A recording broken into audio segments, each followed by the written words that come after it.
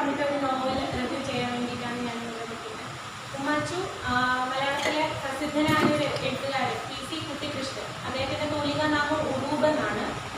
അദ്ദേഹം എഴുതിയ ഒരു പ്രസിദ്ധമായിട്ടുള്ള നോവലാണ് ഉമ്മാച്ചു.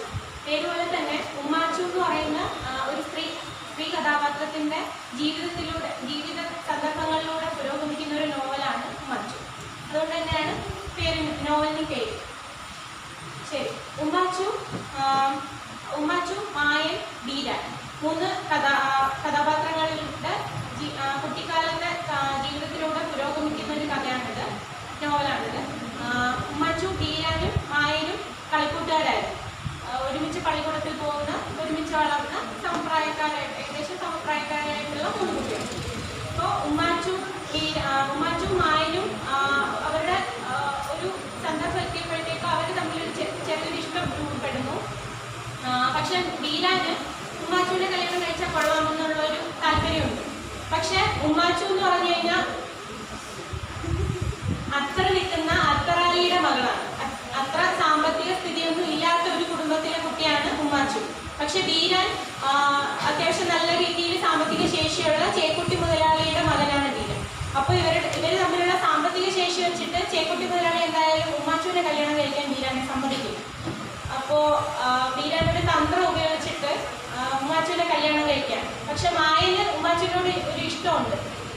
പക്ഷെ അത് തുറന്നു പറയാനുള്ളൊരു മാനസിക സ്ഥിതി അവർക്കില്ലാത്തത് കൊണ്ട് ബീരാൻ അതിനിടയിൽ അവരുടെ നാട്ടില് അതായത് ഓരോ കുടുംബങ്ങളുടെയും കുടുംബ മഹിമ പറഞ്ഞു നടക്കുന്ന അഹമ്മദ് ഹാജി എന്ന് പറഞ്ഞിട്ട് അദ്ദേഹം ഈ ചായക്കടകളിൽ പീടികയിലൊക്കെ പോയിട്ട് പല കുടുംബങ്ങളുടെയും അല്ലെങ്കിൽ പല ആൾക്കാരുടെയും കുടുംബ മഹിമ പറഞ്ഞു നടക്കുന്ന ആളാണ്.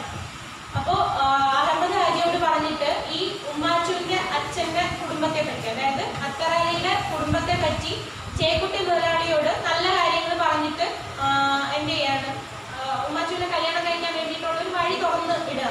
അപ്പൊ ആ ഒരു തന്ത്രം ഉപയോഗിച്ചിട്ട് ബീരാൻ ഉമ്മാച്ചുവിനെ കല്യാണം കഴിക്കുന്നു. അത് കഴിഞ്ഞ് അപ്പോൾ മായന് ഓൾറെഡി ഉമ്മാച്ചുവിനോട് ഒരു ഇഷ്ടം ഉണ്ടായിരുന്നല്ലോ. ഈ കല്യാണം കഴിഞ്ഞപ്പോഴത്തേക്കും എന്ത് ചെയ്തു, മായൻ അഹമ്മദ് ഹാജിയാണ് ബീരാനും ഉമ്മാച്ചുവും തമ്മിലുള്ള കല്യാണം നടക്കാൻ കാരണക്കാരനായതെന്ന് അറിഞ്ഞിട്ട് മായൻ പോയി അഹമ്മദ് ഹാജിയെ അതായത് കൈക്കരുത്തുകൊണ്ട് വീഴ്ത്താൻ നോക്കുകയാണ്. അപ്പോൾ അഹമ്മദ് ഹാജി ബോധരഹിതനായിട്ട് വീഴുമ്പോൾ മരിച്ചു എന്ന് കരുതി, അഹമ്മദ് ഹാജി മരിച്ചുപോയി എന്ന് കരുതി മായൻ നാട് വിടുന്നു. പേടിച്ച് പോലീസ് അറസ്റ്റ്, ബാക്കിയുള്ള നടപടികളെ ഭയന്ന് അദ്ദേഹം വയനാട്ടിലോട്ട് നാട് വിടുന്നു. അത് കഴിഞ്ഞ് കുറേ വർഷങ്ങൾ കഴിഞ്ഞപ്പോഴത്തേക്കും ഈ അഹമ്മദ് ഹാജിയുടെ മകൻ ഹസൻ വയനാട്ടിൽ വെച്ച് മായനെ കാണാൻ ഇടവരികയും അഹമ്മദ് ഹാജി മായന്റെ ഇടികൊണ്ടിട്ട് മരിച്ചതല്ല, അദ്ദേഹം പിന്നീട് വാർദ്ധക്യ സഹജമായിട്ടുള്ള അസുഖം കാരണം മരിച്ചതാണ് എന്ന് മായൻ അറിയാൻ ഇടവരുന്നു. അപ്പോൾ ഇനി കുഴപ്പമൊന്നുമില്ല, പേടിച്ചിട്ടല്ലേ നാട് വിട്ടത്. അപ്പോൾ ഇനി കുഴപ്പമൊന്നുമില്ല എന്ന് വിചാരിച്ചിട്ട് തിരിച്ച് മായൻ നാട്ടിലേക്ക് തിരിച്ചു വരുന്നു. അപ്പോൾ ഉമ്മാച്ചും ബീരാനും തമ്മിലുള്ള ഒരു ലൈഫ് അവിടെ അത്ര ഹാപ്പി ആയിരുന്നില്ല. അവരുടെ ഇടയിൽ കുറേ പ്രശ്നങ്ങൾ ഉണ്ടായിരുന്നു. അവർക്കൊരു മകനുണ്ട്, അബ്ദു. അപ്പോൾ തിരിച്ചു വരുമ്പോഴത്തേക്കും മായന് പിന്നെയും ഈ ഒരു സമ്മർദ്ദം മനസ്സിൽ കിടക്കാണ്. ഉമ്മാച്ചുവിനെ ഇഷ്ടമാണ്, ബീരാൻ അവളെ കല്യാണം കഴിച്ചതിൽ ഇപ്പോഴും മായനൊരു മനസ്സിനകത്തൊരു ഇഷ്ടക്കേടുണ്ട്. അപ്പോൾ മായൻ ഒരു ദിവസം ബീരാനെ കൊല്ലുന്നു. വകയെടുത്തതിന് ശേഷം അബ്ദു ഇത് കണ്ടോണ്ടിരിക്കുകയാണ്. ബീരാന്റെയും ഉമ്മാച്ചുവിന്റെയും മകൻ അബ്ദു ഇത് കണ്ടോണ്ടിരിക്കുകയാണ് മായൻ ബീരാനെ കൊല്ലുന്നത്. അപ്പോൾ പിന്നെയും മായൻ നല്ല ആരോഗ്യശേഷിയുള്ള ആളാണെങ്കിൽ കൂടെ ഈ കാര്യങ്ങളൊക്കെ ഭയങ്കര പേടിയുള്ള ആളുകളുടെ അയാൾ പിന്നെയും നാട് വിടും. ബീരാനെ കൊന്നിട്ട് പിന്നീട് പോലീസ് അറസ്റ്റ് അങ്ങനെയുള്ള കാര്യങ്ങൾ പേടിച്ചിട്ട് ഇദ്ദേഹം പിന്നെയും വയനാട്ടിലേക്ക് നാട് വിടുന്നു. അത് കഴിഞ്ഞ് നിരപരാധിയായിട്ടുള്ള ജോണി എന്ന് പറഞ്ഞിട്ട് ഒരാളെയാണ് ഈ ബീരാന്റെ കൊലക്കേസിൽ പ്രതിയാക്കിയിട്ട് പോലീസ് അറസ്റ്റ് ചെയ്തതെന്ന് അറിഞ്ഞിട്ട് പിന്നെ ഇയാൾ നാട്ടിലേക്ക് വരും. പിന്നെയും നാട്ടിലേക്ക് വരുന്നു. അബ്ദു ഇപ്പോൾ ഉമ്മാച്ചു വിധവയാണ്. അബ്ദുവിനെയും ഉമ്മാച്ചുവിനെയും കൂടെ താമസിപ്പിക്കുന്നു. ഒന്നിച്ചൊരു ജീവിതം സ്റ്റാർട്ട് ചെയ്യുന്നു. അവർക്ക് പിന്നെ 2 മക്കൾ പിന്നീട് ഉണ്ടാവുന്നു. അങ്ങനെ കഥ ഇങ്ങനെ പോയിക്കൊണ്ടിരിക്കുകയാണ്. അപ്പോൾ അബ്ദുവിനെ വേറൊരു, അതായത് ബീരാന്റെ മകനായിട്ടല്ല, സ്വന്തം മകനായിട്ട് തന്നെയാണ് മായൻ കാണുന്നത്. അവിടെ ഒരു വേർതിരിവൊന്നുമില്ല. തൻ്റെ 2 മക്കളും അബ്ദുവും എല്ലാം ഒരുപോലെ തന്നെയാണ് അയാൾക്ക്, അങ്ങനെ ഒരു ഇതില്ല. പക്ഷെ അബ്ദുവിന് തൻ്റെ കണ്ണിൽ തൻ്റെ അച്ഛനെ കൊന്ന ആളാണ് മായൻ. അപ്പോൾ എപ്പോഴും അദ്ദേഹത്തിന് ആ മായനോട് ഒരു അടുപ്പക്കുറവ് അബ്ദു കാണിച്ചിരുന്നു, അല്ലെങ്കിൽ ഒരു ഇഷ്ടക്കേടുണ്ടായിരുന്നു. അങ്ങനെ ഇരിക്കെ മായൻ എന്താണ് ഈ ഒരു ദിവസം അബ്ദു പറയുകയാണ് ഉമ്മാച്ചുവിനോട്, എൻ്റെ അച്ഛനെ കൊന്നത്, ബീരാനെ കൊന്നത് മായനാണെന്ന് എനിക്ക് അറിയാം എന്നുള്ള സത്യം അബ്ദു വെളിപ്പെടുത്തുമ്പോൾ പിന്നെയും ആ കുട്ടിയുടെ മുന്നിൽ പോലും പിടിച്ചു നിൽക്കാൻ കഴിയാതെ, അതായത് കുറ്റബോധം മനസ്സിലുണ്ട് ബീരാനെ കൊന്നതിൽ. അപ്പോൾ മായൻ എന്ത് ചെയ്യാണ്, പിന്നെയും അവിടെ നിൽക്കാനുള്ള മാനസിക ശേഷിയില്ലാതെ പിന്നെയും വയനാട്ടിലേക്ക് തന്നെ തിരിച്ച്, അയാൾക്ക് അവിടെ ഒരു ചെറിയ ജോലിയും കാര്യങ്ങളൊക്കെ ഉണ്ടായിരുന്നു.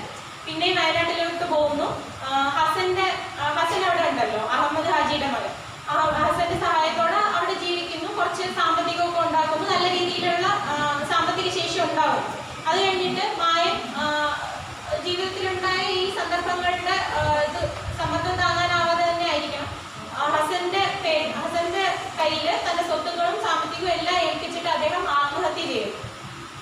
ആത്മഹത്യ ചെയ്തതിനു ശേഷം പിന്നെ നടക്കുന്നത് നാട്ടിലെ, അതായത് ഉമ്മാച്ചു എന്ന് പറയുന്ന നോവല് ജീവിത സംഘർഷങ്ങളും പലായനവും പ്രണയവും അതുപോലെ തന്നെ രാഷ്ട്രീയവും ഒക്കെ കൂടെ ഇടകലർന്ന ഒരു നോവലാണ് ഉമ്മാച്ചു.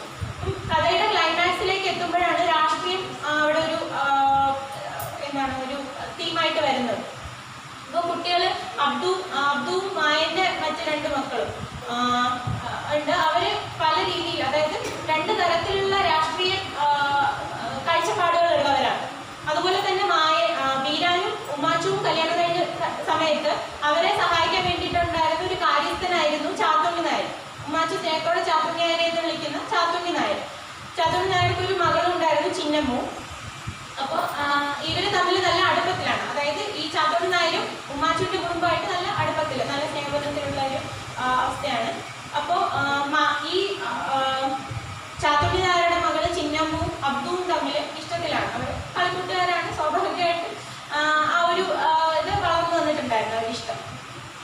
പക്ഷെ അബ്ദു ഒരു രാഷ്ട്രീയ പാർട്ടിയിൽ വിശ്വസിക്കുന്ന ആളും മായന്റെ മറ്റു 2 മക്കള് വേറൊരു രാഷ്ട്രീയ പാർട്ടിയിൽ വിശ്വസിക്കുന്ന ആൾക്കാരുമാണ്. അപ്പോൾ ഇവർക്ക് തമ്മിൽ അവിടെ ഒരു ഓൾറെഡി അബ്ദുവിന് മായനുമായിട്ടുള്ള ഒരു ഇഷ്ടക്കേട് അവിടെ രൂപപ്പെട്ട് വന്നിട്ടുണ്ട്.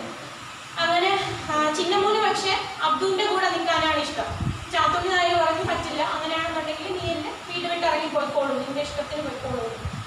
അപ്പോൾ പറഞ്ഞപ്പോഴത്തേക്കും ഈ ഇലക്ഷൻ സമയത്ത് അബ്ദു വിശ്വസിക്കുന്ന രാഷ്ട്രീയ പാർട്ടിക്ക് വോട്ട് ചെയ്താൽ നീ വീട്ടിൽ നിന്ന് ഇറങ്ങിക്കോളൂ എന്ന് ചാത്തുണ്ണി നായർ പറഞ്ഞപ്പോൾ അത് തന്നെ ചെയ്തിട്ട് ചിന്നമ്മ എന്ത് ചെയ്തു, ഉമ്മാച്ചുവിന്റെ വീട്ടിലേക്ക് പോയി. മരുമകളായിട്ടാണ് ഞാൻ വീട്ടിലേക്ക് വന്നത്, എന്നെ സ്വീകരിക്കൂ എന്ന് പറഞ്ഞിട്ട് ഉമ്മാച്ചുവിനെ അറിയാം, ഒരു പ്രണയബന്ധത്തിന്റെ ആ ഒരു തീക്ഷ്ണത അനുഭവിച്ചവളാണ് ഉമ്മാച്ചു. ആ ഒരു രീതിയിലായിരുന്നാലും ചിന്നമ്മും ചാത്തുണ്ണി നായരും ഒഴിവാക്കാൻ പറ്റാത്ത തരത്തിലുള്ള ബന്ധം ഉള്ള ആൾക്കാരാണ്. അപ്പോൾ ഉമ്മാച്ചു എന്ത് ചെയ്യുന്നു, ചിന്നമ്മുനെ സ്വീകരിക്കുന്നു. ചാത്തുണ്ണി നായർക്ക് പക്ഷേ ചിന്നമ്മുനെ പിന്നീട് മകളായിട്ട് കാണാൻ താല്പര്യമില്ലാത്തൊരു കണ്ടീഷനായി.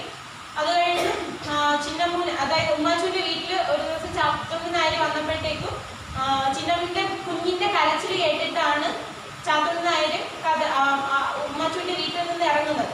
അപ്പോൾ ആ കുഞ്ഞിന്റെ കരച്ചിൽ കേൾക്കുമ്പോൾ ഓൾറെഡി ചാത്തുണ്ണി നായർ ആ ഒരു ജാതിയുടെ പേരിലാണ്, ജാതിയും രാഷ്ട്രീയവും കടന്നു വന്നപ്പോഴാണ് ചിന്നമ്മൂനെ അബ്ദുവിന്റെ കൂടെ വിടാൻ സമ്മതിക്കാതിരുന്നത്. അപ്പോൾ ആ കുഞ്ഞിന്റെ കരച്ചിൽ കേൾക്കുമ്പോൾ ജാതിക്കും രാഷ്ട്രീയത്തിനും ജീവിത സാഹചര്യങ്ങൾക്കും സാമ്പത്തികത്തിനും എല്ലാം അതീതമായിട്ട് നമുക്ക് മനുഷ്യന്മാർ തമ്മിലുള്ള ഒരു ബന്ധം രൂപപ്പെടുത്തിയെടുക്കാം, അല്ലെങ്കിൽ അതാണ് ഏറ്റവും വലുതെന്നുള്ള ഒരു ചിന്തയിലേക്ക് ചാത്തുണ്ണി നായർ എത്തുകയും അവിടെയാണ് ഉമ്മാച്ചു എന്ന നോവൽ തീരുന്നത്. ഉമ്മാച്ചുവിന്റെ കഥയിൽ തുടങ്ങി ഒരുപാട് വൈകാരിക തലങ്ങളിലേക്ക് എത്തി തിരിച്ച് ഒരു പുതിയ ചിന്തയിലേക്ക് എത്തിച്ചേരുന്ന ഒരു നോവലാണ് ഉമ്മാച്ചു. തികച്ചും മലയാള നോവലാണ്. 1954 ഇറങ്ങിയ നോവലാണ്. 1971 ടി ഭാസ്കരൻ ഇതിനെ ഒരു സിനിമയാക്കി ചിത്രീകരിച്ചിരുന്നു. ഇറങ്ങിയ വർഷം കേന്ദ്ര സാഹിത്യ അക്കാദമി അവാർഡിന് അർഹമായ നോവലാണ്. ഉറൂബിന്റെ അല്ലെങ്കിൽ PC കുട്ടികൃഷ്ണന്റെ ഉമ്മാച്ചു. വളരെ നല്ലൊരു നോവൽ.